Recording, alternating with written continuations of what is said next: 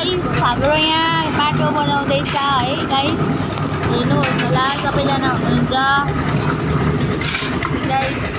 हाम्रो यहाँ बाटो आएको छ है, काम चल्दैछ अहिले चाहिँ हैन, सबैजनाले काम गर्नुहुँदैछ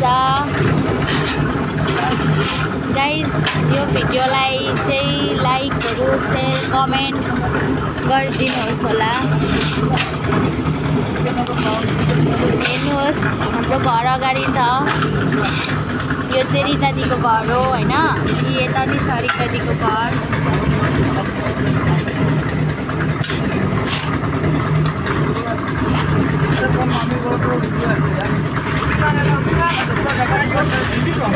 होला सबैजनाले काम चल्दैछ यहाँ चाहिँ।